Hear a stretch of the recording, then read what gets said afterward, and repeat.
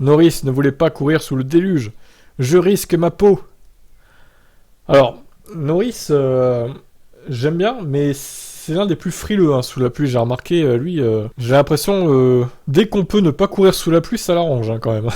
Faut dire qu'il s'est pris une sacrée boîte l'année dernière à Spa 2021 au Qualif. Hein. Si vous vous rappelez, waouh, c'était un sacré crash. Donc cette news, ça donne quoi? Je sais que des questions ont été posées sur les retards de dimanche, savoir si la course aurait pu commencer plus tôt, qu'elle ne l'a fait. Honnêtement, je pense que les commissaires auraient raison. Je me serais posé les mêmes questions en tant que spectateur. Nous voulons tous le meilleur spectacle possible, mais c'était pas bon pour la sécurité. Croyez-moi, en tant que pilote, vous êtes désespéré, vous voulez saisir cette opportunité, en particulier à Monaco.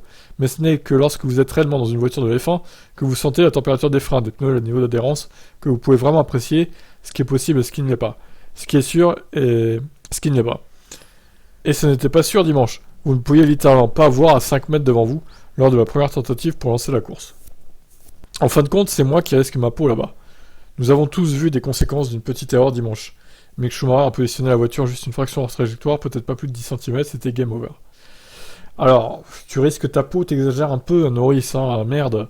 Vous pouvez pas mourir, les pilotes à Monaco, arrêtez un peu là. Déjà, parce que vous allez pas très vite, enfin, ils vont vite, ok, mais moins vite que sur un circuit genre Monza ou Spa, quoi. Un circuit dit normal. Et les voitures sont tellement sécurisées maintenant. Regardez le crash qui s'est bouffé, Mick Schumacher. Au final, il y a rien, quoi. Il est sorti très frais. Il était même pas étourdi, etc. Donc, dire je risque ma peau, bon, peut-être un peu exagéré. Il en fait un peu beaucoup, je trouve. La vérité est que nous sommes tous à quelques millimètres d'un accident comme celui-là. Il peut s'agir de quelque chose d'aussi minime que de heurter une bosse légèrement de travers ou de manquer un changement de vitesse. C'est ce qui rend la course si intense. Rien qu'au premier virage, je pense qu'il y a eu 6 ou 7, 8 fois pendant la course où j'ai freiné, j'ai pensé, je suis dans le mur là. Tout se passe si vite, mais vous êtes presque en pilote automatique, vous faites tout instinctivement. Ce ne sont pas des moments agréables à vivre et à voir. Un accident comme celui de Mick vous secoue. C'était un soulagement de le voir s'en sortir. C'est Monaco et c'est pourquoi je pense qu'il doit rester au calendrier. Non seulement c'est un lieu emblématique, mais c'est aussi un incroyable test pour vos nerfs et vos compétences. Quand vous êtes dans la zone, comme je l'étais dans les 10 derniers tours, c'est incroyable. L'expérience des qualifs à Monaco est encore meilleure, voir qui est prêt à prendre ses risques, qui peut trouver ce petit plus dont vous aurez besoin en Q2 et Q3, j'aime ça, j'en profite, j'ai pu faire quelques bons tours samedi, je pense que je n'étais qu'à environ 2 dixièmes de Charles Leclerc pour la pole. Alors Norris propose une modif au niveau de la chicane du port. J'aimerais qu'il y ait quelque chose qui puisse changer, qui puisse améliorer la course. Mais c'est difficile, vous avez des voitures qui font plus de 2 mètres de large et qui pèsent ce qu'elles font maintenant. J'ai entendu Toto Wolff suggérer qu'il pourrait se débarrasser de la chicane après le tunnel et avoir une longue ligne droite. Ça pourrait marcher. Mais là encore, la vitesse d'approche du prochain virage sera probablement supérieure à 300 km/h. Ça pique. Ouais, mais ça pourrait se tenter en vrai.